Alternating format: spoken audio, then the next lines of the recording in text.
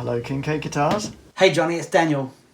Daniel Steinhardt from that pedal show. Yeah, we do talk a lot. Hey, I need to get my red Telecaster refretted again. Refretted again. Uh-huh. Mick has a blue Strat and he needs that refretted as well. Uh-huh. Uh-huh. I want to film the whole thing.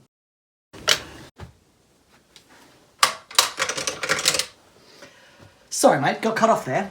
Yeah, so we want to film the entire process. It'd be fascinating. Go away. Go for Monday. Go for Monday. Fantastic. Cheers, mate. See you then. Bye.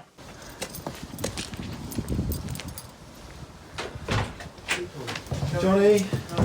Okay, so we have arrived at Jonny Kincaid's. This is Johnny. Hello. Dan had his telly refretted by Johnny last time, so I brought the Strat. I know I've got a nut problem, so hopefully John can fix that. And then he's going to tell me whether it's worth refretting this or not. You can see this piece of missing rosewood here, which is when I put the nut in. So I'm going to get a professional to do it properly. Here to the nut. You see, what you have to do when you want to get a nut out, you have to get a hacksaw, slice it Down across the the middle. Ah, right. Right? Really? And then cave it in on itself. But that way you destroy the nut, Yeah. but you don't destroy the guitar. and And it's the the guitar idea. you want. if you You don't want the nut. Oh, rosewood shavings. rosewood shavings. Yes. Oh my goodness. There you are. You can put those in your pocket and start your fire. Well, it's bonfire night coming up. Here you are. Right. Nothing too precious about this guitar. Let's see. Oh. If you press the string down either Yeah. side, you know, and stick that's a 0.8 of a millimeter feeler gauge, I think. Yeah. So that's clearing underneath it by miles, which means there's quite a bit of fret left. So that would mean maybe just a fret job rather Yeah, than... you might just need a fret dress, but it's one of those things. Some people like a really brand new high fret, Yeah. and you know, I always find it very difficult to recommend what the guitar player should do. You know. Yeah. Well, let's go for it then. 6105s, I think. 6105s. Happy I've days. got some of that, and a bone nut, Bone nut, please, yeah. and fix this skanky bit up here. Well, that would be nice. Yeah. I think I did try and fix it, as you can see, but Yeah. it's managed to fall out since then. So. Yeah. I want to get a shot of this because I've seen Johnny fix these things before and it is amazing. So let me just get it nice and close. So what are we looking at? Well, it's this little bit here, I think. Yeah. There's There's a bit of rosewood missing right there, you see?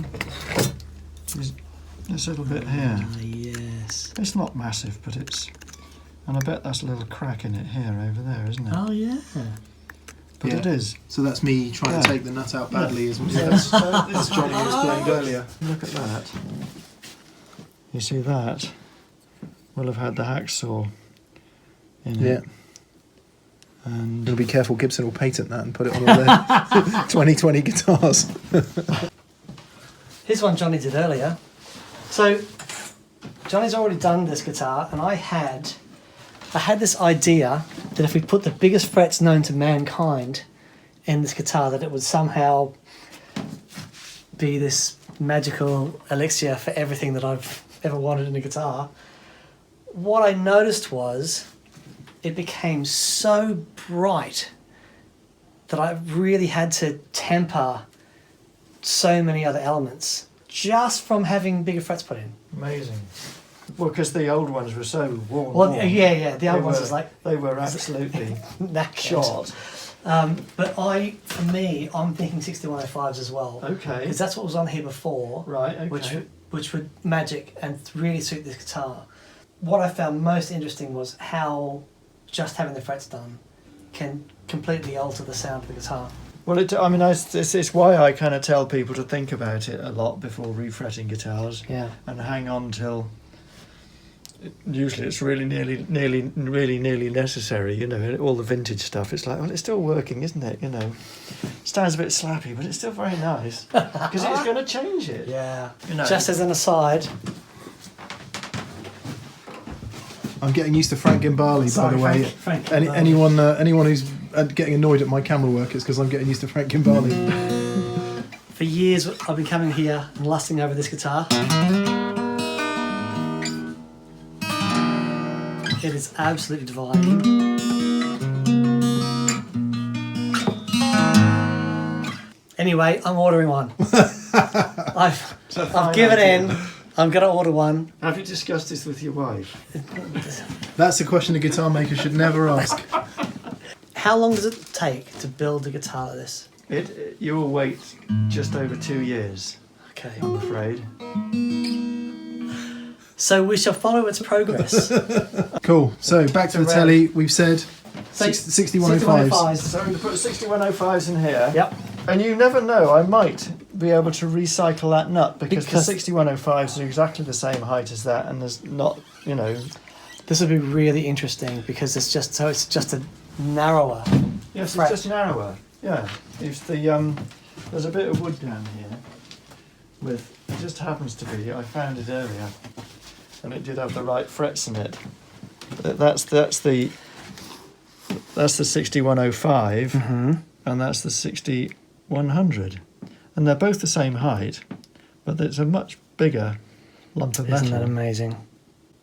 This is 2.3 wide, and this is 2.8 wide. First thing I do when I'm going to do a refret is I kind of have a quick check over as to what we've got. So what I want to find out is, or make a note of, so that when I put the guitar back together again, that it's as the player might want it to be. So I want to know what the action is at the 12th fret here and here. I want to observe what the relief is like in the neck to see what's going on at the nut here. I mean, Mick's got buzzing issues on the nut, which is, I know it's too low and worn out, but what I want to especially observe is he like the string spacing at the nut, which is really kind of a bit personal and also very important. So I kind of want to know what the gap is on the edge between the 6th and the edge of the fret, and the 1st and the edge of the fret. Then the other thing I'm looking at is the spacing of the strings near the edge of the fretboard, which on all Fenders based on the original design is there's not an awful, we run out of room here. So you can see we've got about 2 mil here, maybe 2.5 mil on the treble side, which that spacing can be cured a little bit by buying a bridge that's got this is a maybe 55.5 mil spacing. You can buy them at 54s, you can buy them at 57s. So you can change that a little bit. But also I might be wanting to, in order to give me as much width of fret, I can change the amount of beveling off the fret gets. If I bevel the fret off less, I could get actually more playing surface. Ah. Because the fret, that beveled end doesn't need to be 45 degrees. It might need to be 45 degrees down here for comfort, but I tend to sort of, as we go up the neck, I will change the bevel from maybe 45, gradually going more vertical.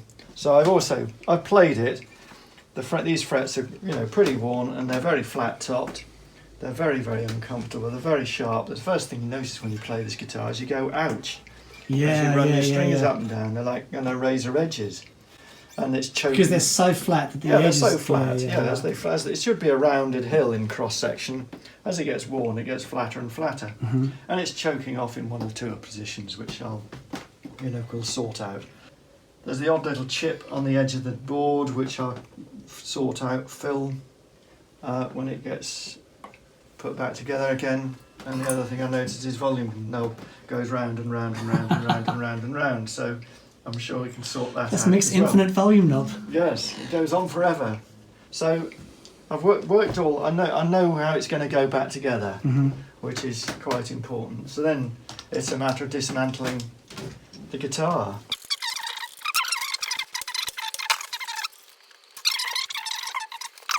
So you always take the neck off when you're doing a I always job? take, yes, on a Fender, take the neck off.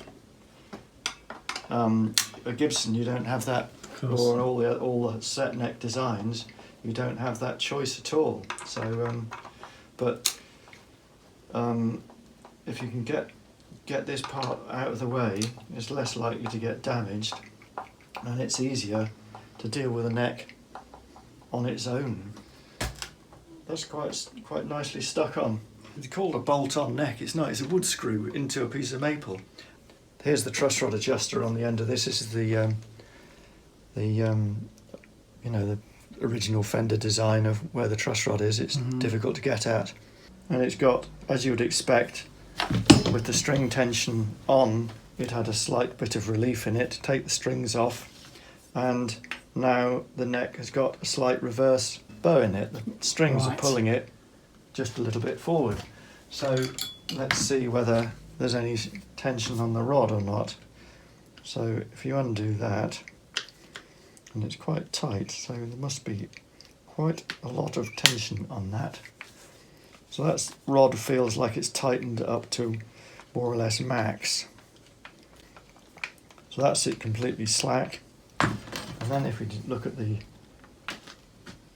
neck, it has got now a forward bow in it, which the truss rod cranks up and makes it straight, or as it was really tight, it'll go in a reverse bend. And if you look at this end here now, you can see these little chips perhaps better that are due to the Mick's nut heavy-handed. Well, yes, a little approach bit. to nut removal. Yes, and we'll show you how you take a nut off without damaging anything in a minute. Why do you remove the string tree? I'll show you in a minute. It's where I want to clamp it. Ah, I see. Oh, you can see how flat the tops of those frets are. Yeah, this is the huge dimples in these.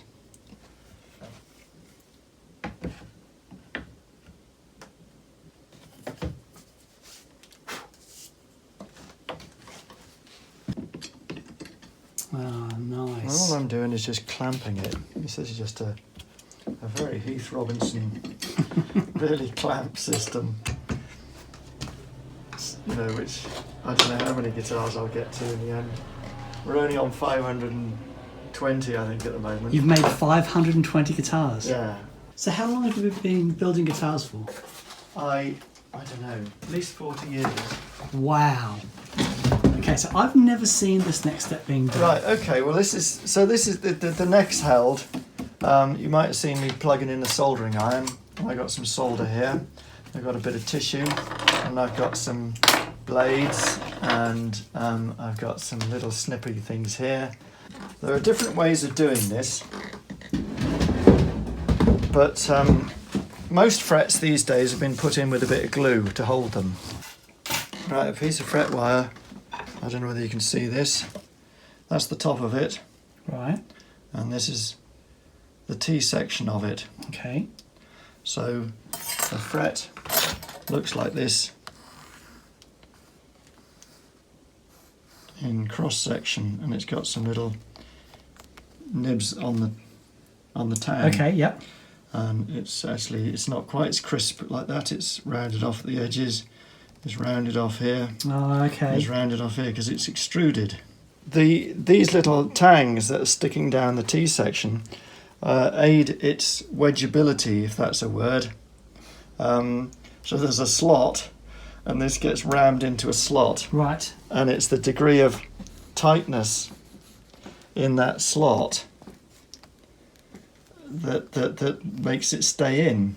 Okay. You know, if that slot's too narrow, you won't get the thing in at all. Sure. If it's too wide, it'll fall straight out again. Sure. So it's there's a narrow window that will actually make it fit nicely. Okay. And how do you stop pulling up all the wood? Right. Well, that's what these little devices are for.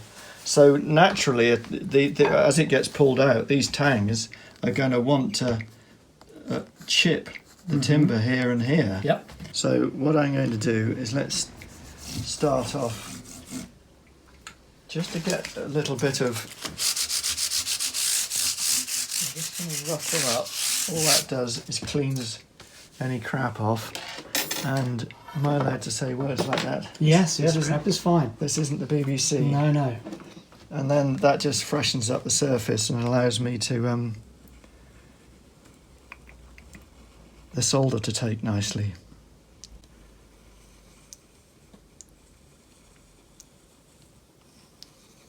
And I'll always assume there's glue in here, and you can see the sort of oil come to the surface.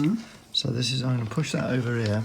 I want to mop that glue up, the oil off, and then I'm going to get these little nippers which just will catch underneath and let me lift up that fret end. Then I slide that in, and that will stop the chips a bit. Yeah. So as you nip, that pushes back against the wood. So you're trying to stop the chips as much as possible, because the chips create more work. Of course.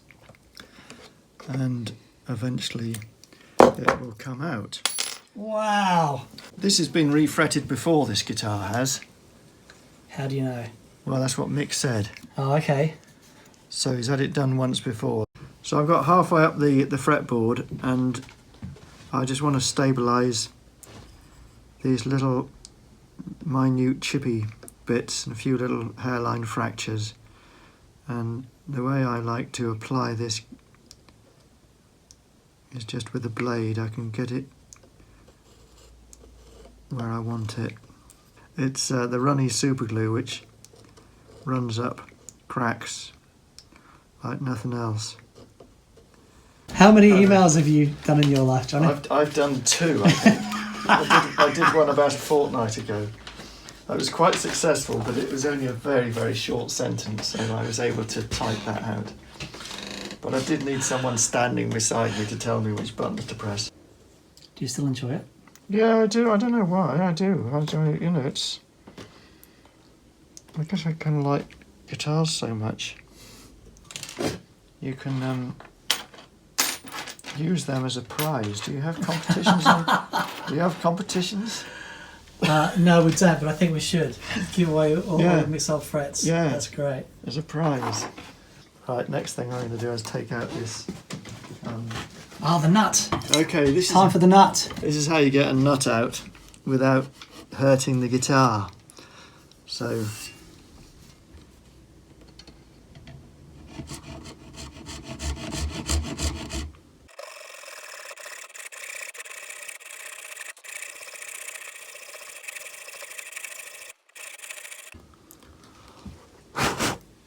So you want to go down to the bottom of the nut, but not obviously through it and into the rosewood.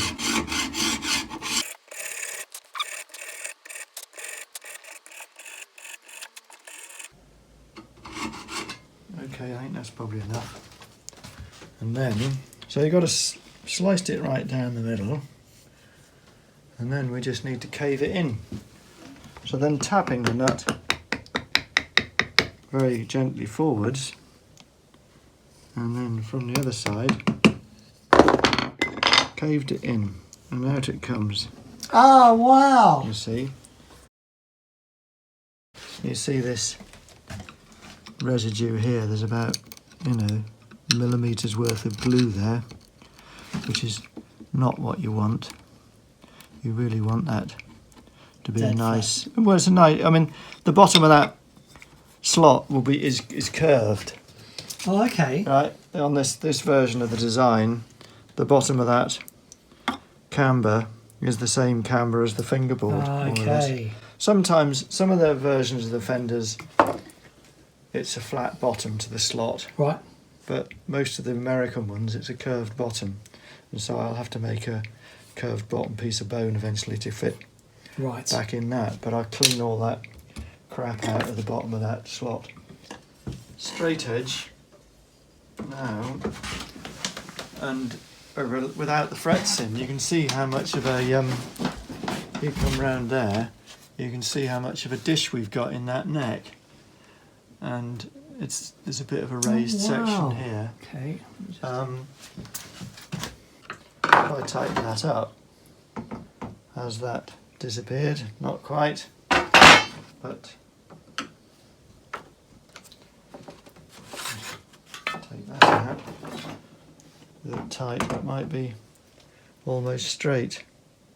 Right, so now there's a very sophisticated piece of equipment, is a lump of mahogany, which is flat, and then I've got some various bits of sanding paper, and I'll use an old one here to get rid of all this clogged up glue on the board. And the other thing that I want to know is what camber is this. So these are little camber gauges. Right. They've all got little numbers on, and basically that relates to the camber on the board. Okay. So the larger the radius, the flatter the board. Yeah, so that when you go here, a 20 inch radius, it's a flat, virtually flat board, and it tends to be, acoustic guitars usually have flatter boards than electric guitars. Okay. The Fender vintage thing is a 7 1/4. And that's what that is. Yeah, so all I'm going to do is clean it up. So I'm not really taking any wood off at this stage. I'm just using this old piece of paper. It's all gummed up anyway, just to gum it up more with glue.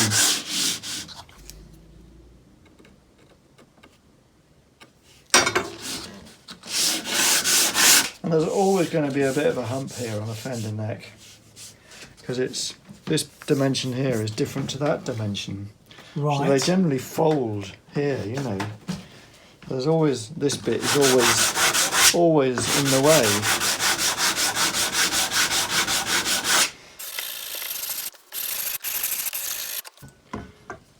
Ah, look at that. So it's getting, I'm just taking a little bit off each end to make it slightly straighter. Because Mick's got his truss rod, you know, or it was, fully tensioned up. Right. If I take that rod off again, I'm still, you know, he's still got a fair old bend in that neck. So I'm going to take a bit more off so that he's going to have more use of a truss rod. Right.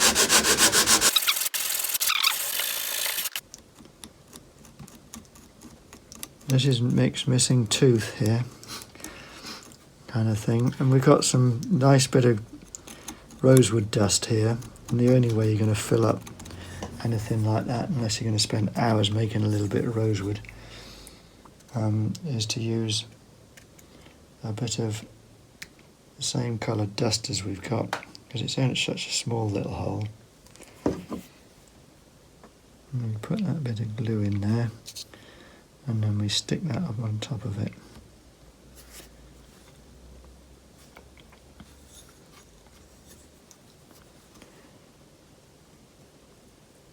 Can you see that smoke? Yeah. That's the heat From the glue. from the stuff going off.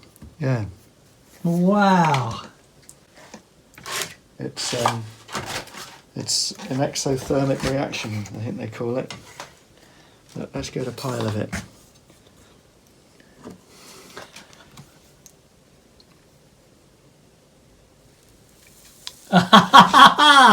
Check it out. That's awesome. So for filling a little ding like that and the little dimple on the edge of the board that we had earlier, it's easy enough to do like so. And it's with the same coloured rosewood dust as he's got out of his board. And when I've got a bit of lacquer on top of that, we won't see it. But I'm going to clean all this bit of lacquer up here. These chips are on the front there, so Yep.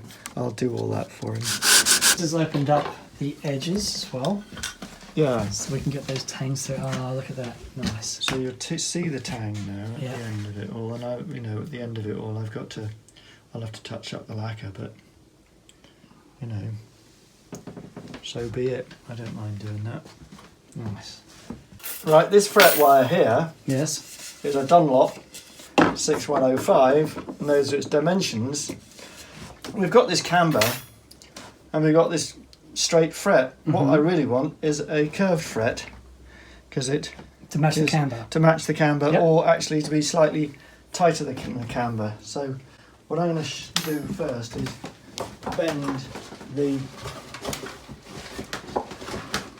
wire. Now, one way of bending the wire is you get a pair of pliers.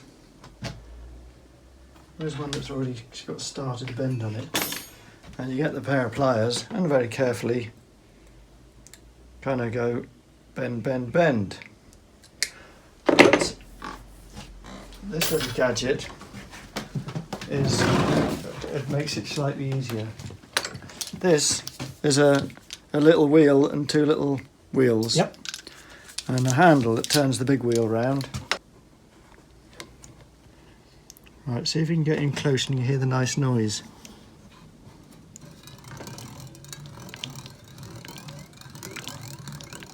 Awesome. Hang on. Oh, wow. Look at that. So that piece of wire now, I'll go over to the board, over to the neck. And the side is that's about the same camber, but yeah. actually what I'm going to do is I'm going to give it a little bit more than that.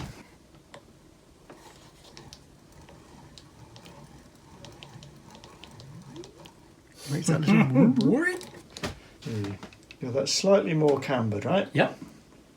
Now the idea is also, with these tangs going in, my thoughts on it are, if you can make your fret start off, if we take one of these old frets to start to show you, if I have a fret, I'm going to do this rather exaggeratedly though, if it's this sort of shape, right, and we start banging down at the ends first, and then you push in at the middle at the end, those ends are going to be sort of pushed in sideways.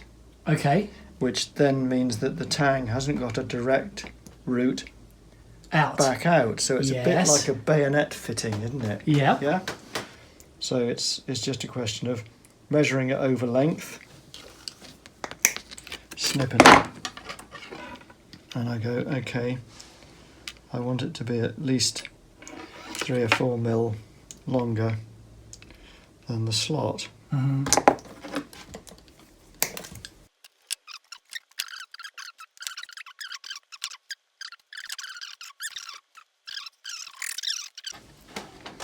So all the frets measured and cut. Well, yeah, sort of, but now it's kind of like trying to finesse that bit. I want to just go over them all and just do a little bit of extra bend and just make sure then they get put in The fret holder. in the fret holder. It's a very sophisticated piece of equipment. Okay, this is a little tool to help me press in the frets, and it's solders the jaws. And really it's just a what do they call it? A mold grip wrench. That's what we call it over here. Right. With some add-ons. Wow, here we go then. So here we go. This is the nasty part, because got to get the pressure right. So I'm sticking them in with a bit of tight bond, and I'm not going to use tea lubricant. We've got some water here. We've got some rags. I splashed out on some new rags for you, Dan. The old ones are all black and grimy looking, so I thought we'll have some clean stuff. So, what am I looking for? That. I want to get some water down these slots. Okay. The glue is going to be basically dilute tight bond. And I think traditionally people would have just used water as a lubricant to help the. Have you ever seen that clip online of the guy cleaning his guitar with the? He's got a Les Paul copy and he's got a bucket of soapy water. It's basically hosing out this electric guitar, cleaning it. No, I haven't. Okay, just wondered if you'd seen it. No, but sometimes guitars have arrived in here for repair that are so filthy and grimy looking. I have gone up the local shop and bought some rubber gloves Really? And some cleaning fluid, just because this is absolutely, I'm going to catch something off it. Okay, so the water's gone into the slots. Water's gone into the slots. Taking the top This off. little blade's just helped it all go in, otherwise it won't go in. Right, And okay. I'm taking most of it off. Alright? Yep. Because I don't want that. That's all sawdust on the back of there. So, and that Now I will, see the process. I really appreciate you using new rags on our necks. Yeah. Thank you. I'm quite happy to let that soften for a bit, and then I can just, first of all, I'm going to do about the first 5 of these to see what's going on, right? Mm-hmm. And then a little bit of tight bond across maybe 4 of them, and we'll see what's happening. This is what I do. So I've got this cradle, Yep. the cork line cradle to support the neck, Mm-hmm. and here goes fret number 1, and we stick him in at the ends and give him a little tap down at the end and the end there, and that starts him off, right? Mm-hmm. And then comes the fret press. So it's nowhere near adjusted where it ought to be. So as I squeeze it, you can see all the glue squeezing out.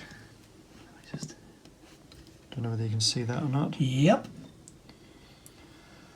And I have a look at it as well and see what's going on. And what's a good idea is to look at it with the magnifying goggles on that make me see things that I can't see. And go, that looks like. I mean, it felt quite nice, that. I'm getting a feel when you do this to see how it's, how much pressure I've had to stick in it, you know, to exert, to push in it. Yep. And then I'm looking at it and I'm just checking it and checking it's okay. So that looks okay, so we move on to the next one.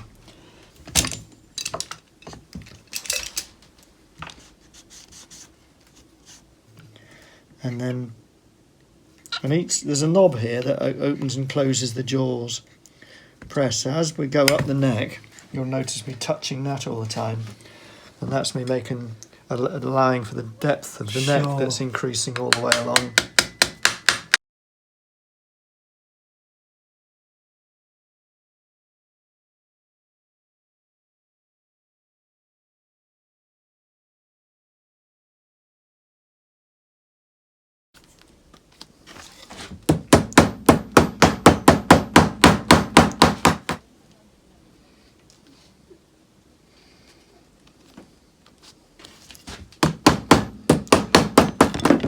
Right, let's take a closer look at all of those.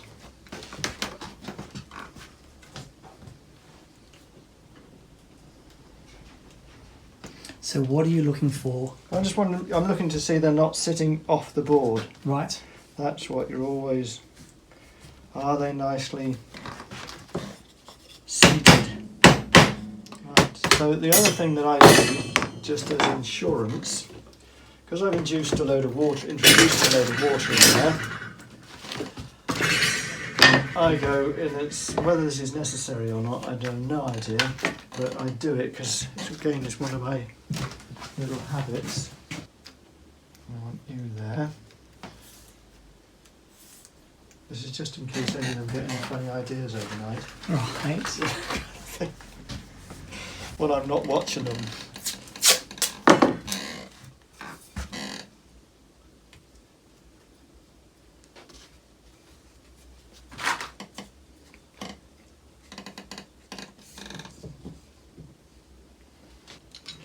It's just a clamping system, is all this is. just to, you know, as a fail-safe. Mhm. And then because I've used a bit of moisture in there, obviously water, I'll unclamp this tomorrow morning, Mhm. and then I'll leave it 2 days to let any moisture out of the neck Before you do anything else. before I do anything else. Let it all settle down. Morning, Johnny. Morning. How are we Morning. doing? Okay. Right. So where are we? Where are Right. we? Well, here's Mick's neck. So Which is pretty much the same condition as mine. yes, it is. Right. And this is just overnight. But I'm going to leave it for another day before I do anything to it. All I've done this morning is clean that nut slot out, Okay. which I've done with a combination of, this is a little bit of sandpaper stuck to the end of where's a bit of Brazilian rosewood, at the end of a side, that is. So we're going to put this one to one side, and in kind of true Blue Peter fashion, which here we have what I did earlier. That's So your this neck. This is the neck from So, Red. So you can see totally different pieces of timber. This is definitely a piece of Indian rosewood, isn't it? Mm-hmm. And this could be, it looks very like Brazilian, but there are quite a few other timbers that look like Brazilian. But this streakiness in it, you see, it's very similar to this kind of pattern. Yeah. Wow. So it might be from Madagascar. You know, you'd have to have asked Fender at the time what it was. You said you think it's Brazilian. I'm going with Brazilian. No. Which is just going to get you into trouble. I know. My nut is the nut. So That's- you've yes. already done this. This is because I had the guitar refretted from you not long ago, and so the story with that is we had 6100s in here, which are they call them bass frets. So they're the bass. They're Yes, massive. yes, I suppose they were originally designed for bass guitars, those Right. frets, yeah. And I had this idea, and I'm glad I tried it. I'd played some guitars with massive frets, and I really liked them. But what I found with Red, because Red has such, shall we say, it's a massive sound, but it's still very articulate, that sound of a telly. And I found the intonation with the really big frets tricky. Okay. So, but I've always loved the Custom Shop Fender, this, you know, when they come with the 6105s. So I've opted to have those in. So same frets as Mick's. And they're the same height. same height as the As the- 6100s. So in theory, we should be able to get away with that nut. Right, okay.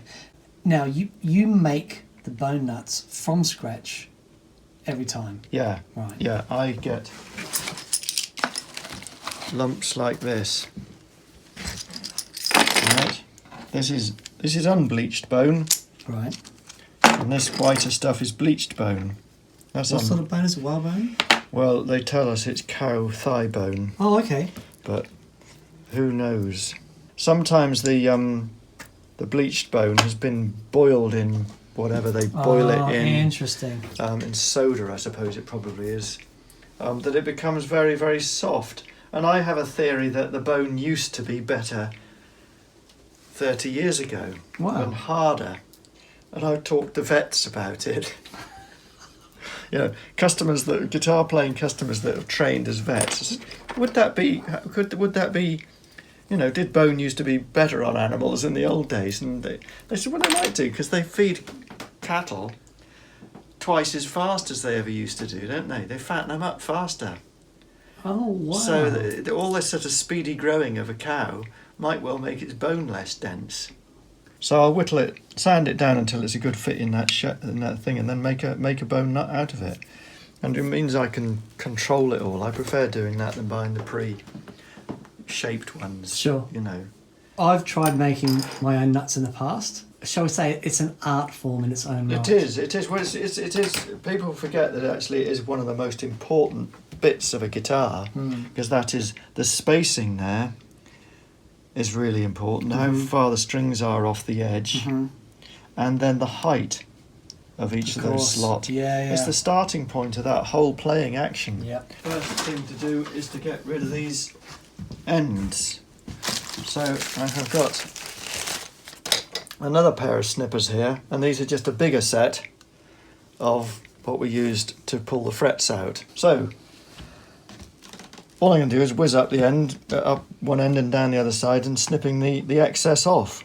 So off it snips like so. And you can see that it's kind of cut it almost but not quite, so we've got to file the rest of that off. Okay.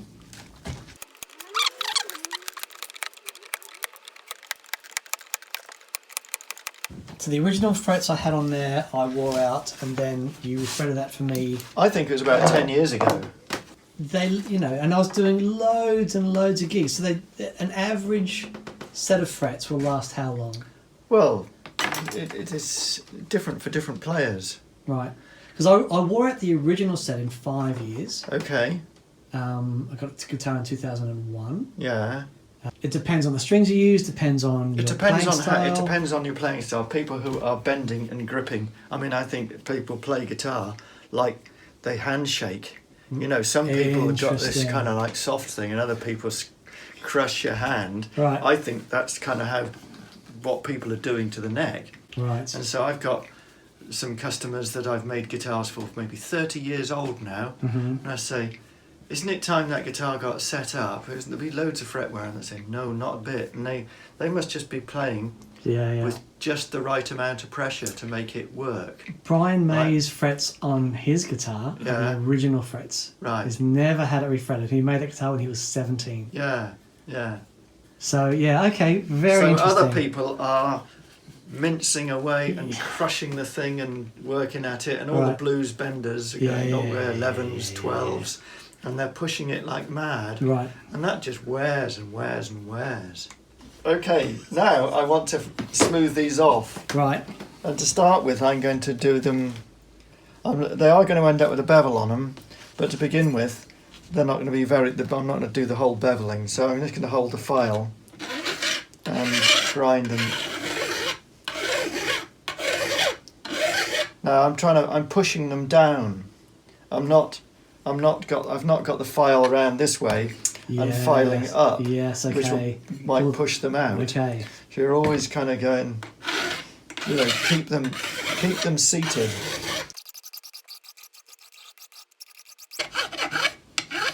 And as you get closer, you are starting to touch the lacquer on the edges. Right. So that's when you know you're in line with the... Yeah, that's when you know you're flush, but I mean really you know you're flush with your fingers. Right, okay. That's the best judge of whether you're flat or not. But, you know, your guitar's got, you know, no lacquer left on the back of the neck anyway.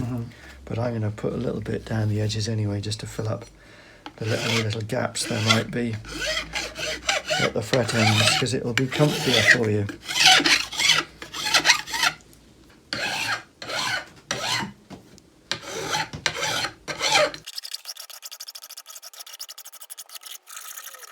So I've got them more or less vertical, slightly, and I'm going to keep the bevel fairly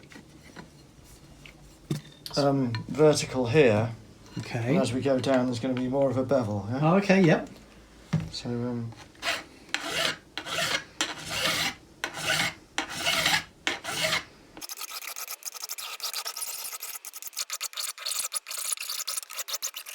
what I'm going to use is a runny super glue as a lacquer. Oh, cool. For touching up small little bits of things, it's very useful. It behaves just like a lacquer does. There are many, many uses for it. And this thin stuff goes up cracks beautifully. So when you get a split in a piece of timber, you know, while you're building it, you find a little hairline crack somewhere, you can use super glue to just sort it out. I think that is now gone off.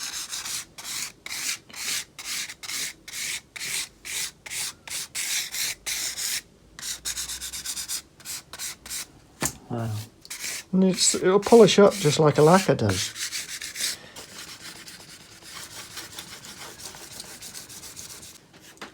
So these edges are now much, much nicer and smoother. And the reason why I've done it first that lacquering rather than the ends is that's the best time to do it, I suppose. In case one of those little bits of runs out over, you can see there's a little bit that's run over here, Right. over the edge. That's going to get scraped off, and during the frets dressing process, Oh, okay. all of that will disappear. Next, it is dress the frets. We've got to level them off to make sure they're all in a dead straight line with each other, Mhm. because a high spot is going to create a buzz. We're going to level it with a straight grinding stone, so we've got to make the neck now straight with the truss rod. Yeah, you want to grind it with the straight edge as a reference. So you crank the rod up until it's as straight as you can make it. Right. So yours has just got a tiny bit of truss rod on there to make it straight. Right. Your necking is effectively straighter than Mick's is. But don't tell him that. Carborundum stone, it's used for sharpening chisels. Okay. It's fine on one side and coarse on the other side.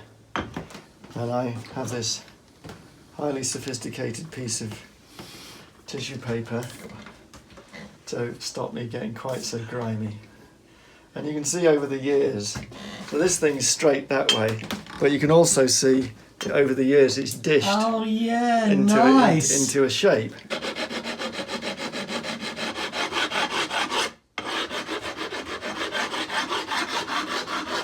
And then I'll use the smooth side.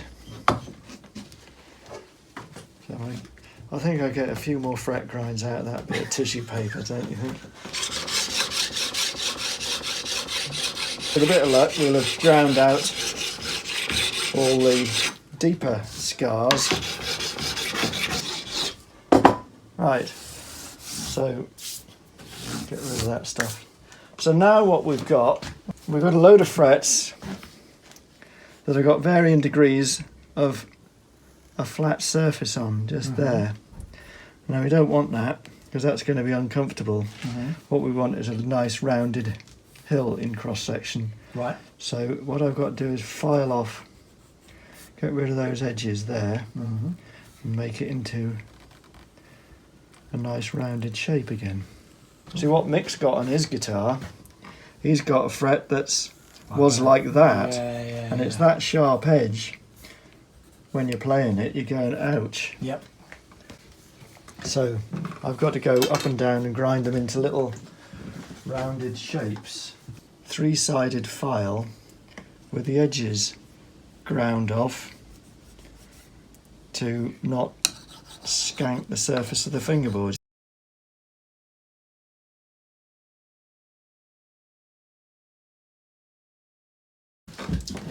Okay, so we're up. We've done all those. Next thing is to round off the ends a bit more. So again, I'll start with this file again, and So when you say round off the ends. well, at the moment they're sharp. Right. Okay, because we got a bevel that we've put on from the file, Yep. and we've shaped it that way. But there's a sharp edge. Where's the blade? Is the end of the fret still flat? That's the end of the fret's flat, and there's a sharp edge here, sharp edge there, and likewise at the other end of the fret. Right. So that little sharp edge doesn't want to be there, because that little sharp edge is horrible. So I again get my little triangular file and give them a little rounding off. That side with that side. Oh, that's lovely. Right, and then you Wow. and it lacerates your fingers. That hurts. The end detail of the fret, which is as important as the nut is. So we last had the fine grade going up and down. Yep. Now I want the fine grade going sideways.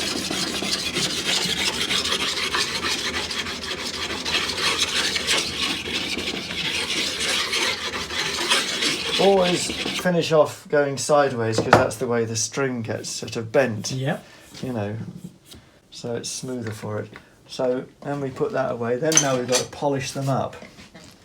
Now, what I'll use is a pile of old wet and dry paper. So we start off with something like 400. We want to bring them up into nice, shiny frets. So I'm doing the ends as well, just to round off that rounding off even more. So up and down first, and then sideways. And of course, if you had doing a maple lacquered board, the lacquered surface would be masked off. Right. The masking tape to protect it. And if you were doing it on someone who said, "Oh no, I want me to keep my fingerprints and all that surface looking antique," you'd have that masked on a rosewood or a naked wooden board. But right. most people, when you're refretting, they want the thing coming back looking clean and fresh.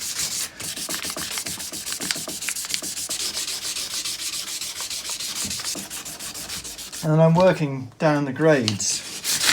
And we started off with 400. Yep. Now I'm at 800.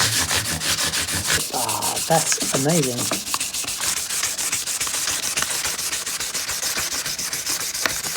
Right, this is wire wool. Mm-hmm.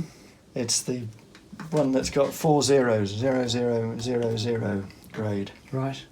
You know, you shouldn't be breathing this dust in either. So, which is partly why I used a bit of oil on it. You know, just use your fretboard oil you've got. I'm kind of gripping the fret Right, pinching on either side. on each side and Yeah. pinching it with my fingernails. And the fingerboard needs oiling anyway, Sure. so this does two jobs at the same time. And then you mop it off with a bit of tissue, as we call this stuff in the UK, bog roll. Date loaf. What do you call it? Date loaf. Date loaf. That's an Australian version, is it? Yeah, let's go with that. So Look at that! they should be looking quite shiny and smooth now too. Wow. When we decide to. Oh, the fingerboard looks amazing. So That is beautiful.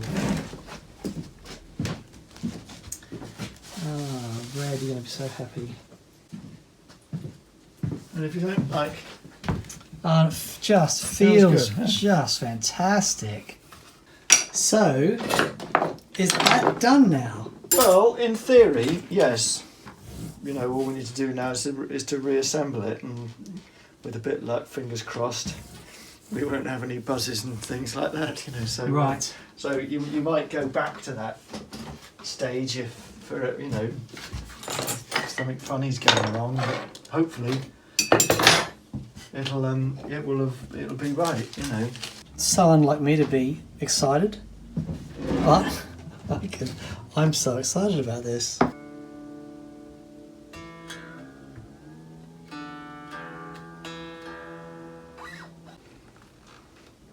Yeah, it's a bit tighter.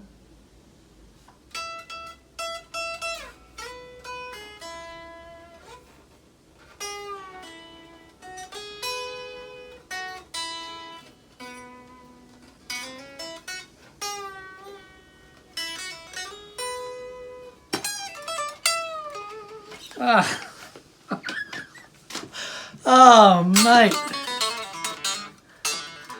Okay, so as it stands, I am absolutely delighted with this. But this isn't the end of it, is it? Well, I'd like to, if you're happy with the feel of that and how it's delighted set, with it. I'd just like to hold on to it for a couple of days, Sure. just to check that it settles in this position. Sag, yeah, Yeah. because it's always Because what can happen? What can happen with this? Well, the neck would sag forward, so Right. so it's just to save me the kind of embarrassment of you coming back in 2 days and saying the action's risen.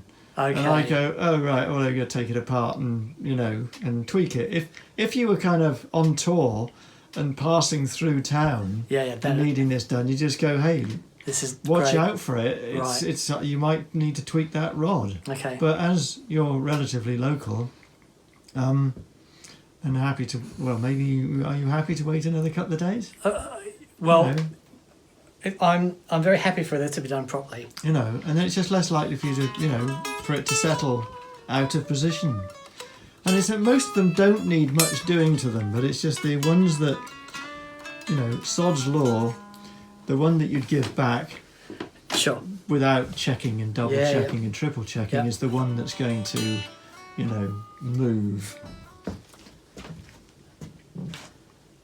No, Johnny, that's such great work, mate. What a difference. Well, pleasure. It's nice to do it neatly, though, isn't it? Oh, God, yeah. Yeah, look at that. Look, so we just have a look at the edges here. Look at that. So this is where that massive ding was in there that Johnny fixed for me last time. But I cannot feel that anymore. Whereas every time it was a gunk. But I when I'm playing, that is literally, it's invisible to my hand now, which is amazing. Okay, so we'll let that settle for a few days, and I guess Tuesday or Wednesday next week, Mick and I'll be over and... Yeah, okay. Yeah. Yeah. Hello. G'day, mate. Hello, mate. So, the guitars are ready. The guitars are ready. That's this one. Wow. You need a strap or you want to sit in a stool? Sit on the stool's fine. God, Okay. wow. So, How cool. but, There's my guitar. Isn't that amazing?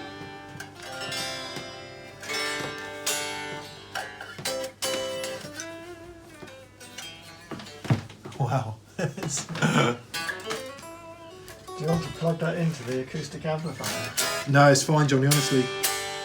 Tell you what's really interesting. So I've been going through quite a problematic journey of picking up other guitars and playing them all the time because this one's been out of action. Right, okay. And it's that kind of instant unfamiliarity thing which just leaves you not knowing. But Searching.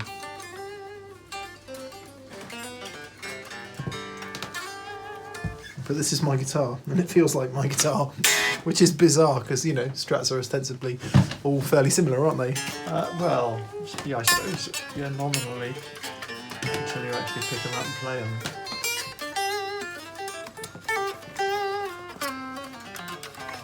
It's a very easy guitar to play, that. Yeah. Interesting. Did you do anything to the end of the fingerboard at all? What do you mean by... Oh, I see, in terms of the surface of it? Yeah. Yeah, I mean, I've taken a little bit off. If you watch Yeah. the rest of the footage, you'll find me, grinding a little bit off this end and that end, because your truss rod was more or less maxed out. Yeah. So in order to give you a little bit more leverage with it, I have straightened the rod a bit, straightened the surface of the neck a bit. It's funny because So- I can perceive that ever so slightly. Yeah. And not in a negative way, by the way.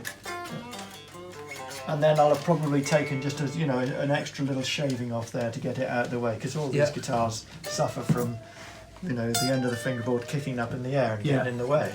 So, Damien, if you're watching this, Damien, our friend from Kurt Mangan's Strings in the UK, he brought his Strat to show me the other day, and he says exactly that one, where you get the little fishtail on the back there. Yeah, and it's whenever I've, if there's enough room in the neck, I will, or if I was building a neck. On all my guitars, there's a drop off at the end, serious drop off. An acoustic, you put more of a drop off than you would on an electric. It depends how beefy the neck is, but it is just because there's a different dimension here to here. Yeah. So it'll fold here, where it'll hinge.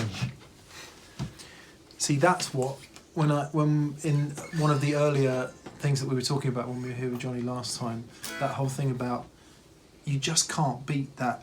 Years and years and years and years of experience of knowing this stuff. Yeah. Blimey, I can't wait to get it back, plug it in and start the other things that are going to happen to it. A few of these were all very, very loose, so I've tightened all those up for you. Excellent. They were all, I don't know how long you last screwed those up, but obviously you Quite a while. rattle them loose By the size very of well. You nut. So those Yeah, yes, it's a new new bone yeah, nut. you've got all the bits filled up at the end. Oh, there. you've done that as well. Oh, look at that. So it looks all new again there. Oh, Johnny. Blimey. And you put a bit of lacquer on the end of there as well, have you? You've got to put a bit of lacquer on it. You've got to make it look tidy. And all the way down through And here all as around well. the edge of the neck. Yeah, it's all got to Johnny, be. I don't know what to say. It's apart all from got to be done. Thank as, you. as they say in Bristol, done proper. Proper job, innit? Proper job. So it's yeah. Thank you. It's the moment of truth.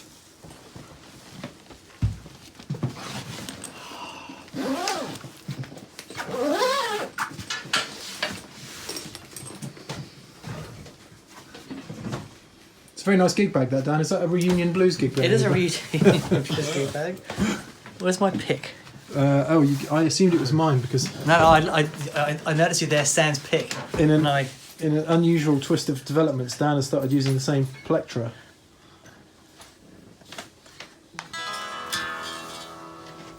There she is. There she is. no way.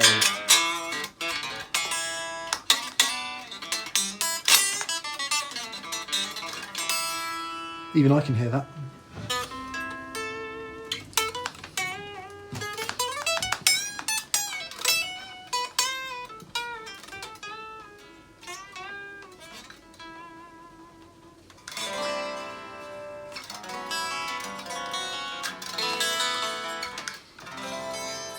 Hey, come on. No expensive chords. Oh man. Yeah, it's exquisite. Good. I cannot believe the difference having those big frets in made just tonally, even just acoustically. Yeah, it is extraordinary. Oh man, it's beautiful, beautiful. Thank you, Johnny. Pleasure.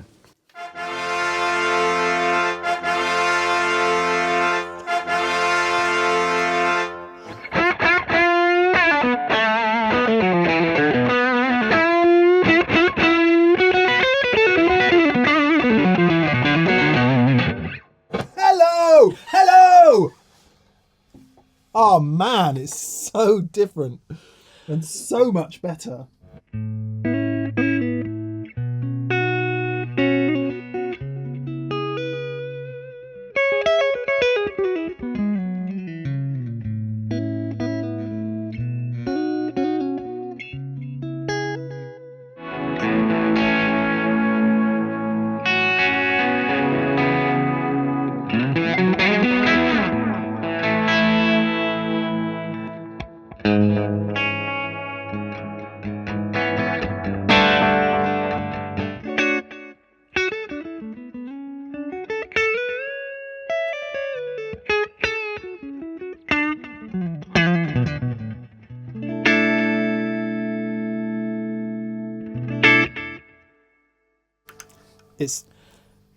There are other videos on this. There are going to be other videos on the differences since they've been refretted, and they are significant. Okay, so the guitars are back.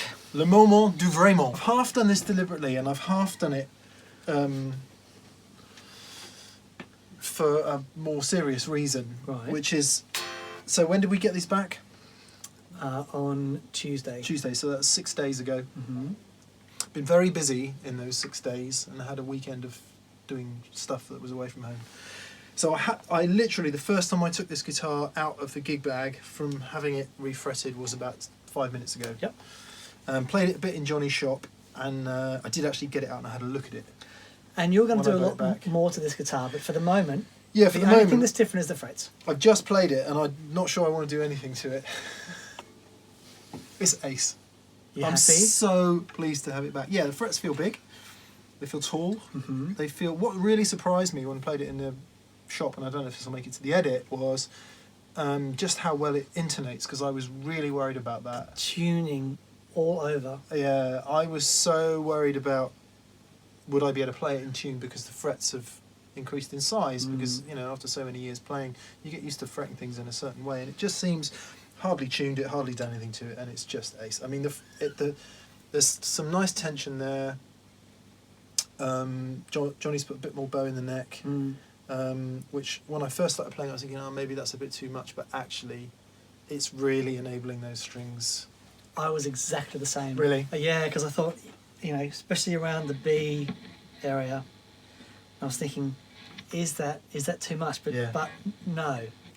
Everything that I've loved about this guitar is back now. But, yeah, and you notice it. I mean, I could hear it that day when you literally first strummed it in Johnny's shop there. I could hear it. I'd worn these down to a nub, Yeah. and I thought, big frets.